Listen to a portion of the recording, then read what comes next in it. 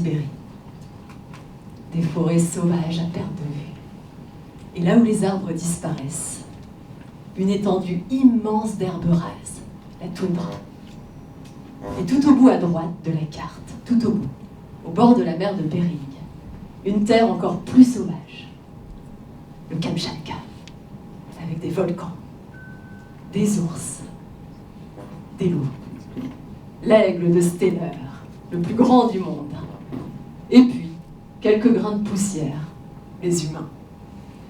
Bien, c'est là où je me suis retrouvée pour la première fois en 2011, seule, pour vivre avec 11 nomades, les Tchouktches, et 2500 rennes.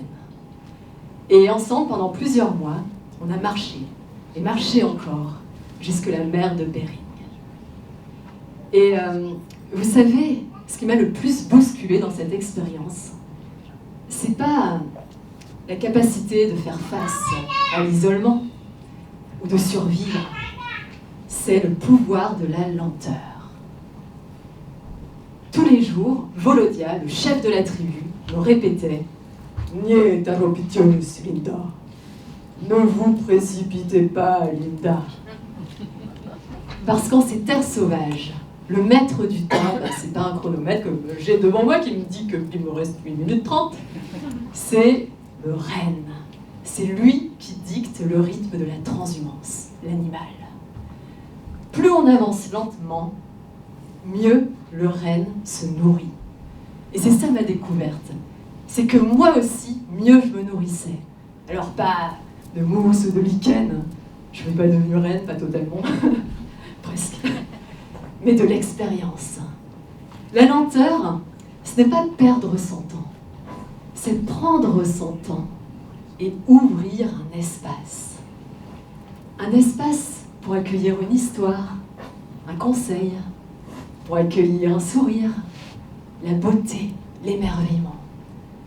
Observer le soleil qui se couche et bam, l'horizon qui s'enflamme. Pour accueillir la fascination, comme lorsque je voyais ces centaines de saumons qui remontent la même rivière jusque la source. Pour accueillir ses pensées et ses idées. Pour accueillir l'amour ou encore une découverte inattendue. Depuis, j'en ai fait mon mode de vie grâce à une technologie révolutionnaire, la marche.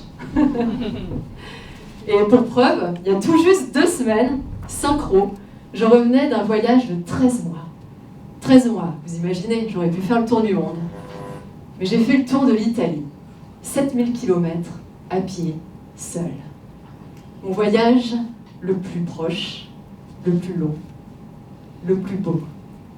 Parce que les grandes choses ne se révèlent qu'avec la grâce du temps. Alors je vous lance un petit défi, un petit challenge pour ce week-end par exemple. Marchez pendant 1 ou 2 heures, 3 heures, soyons fous. Et plutôt que de regarder vers le bas, vers le smartphone, redressez-vous. Inspirez, levez la tête, contemplez, écoutez. C'est là où la rencontre commence. Merci.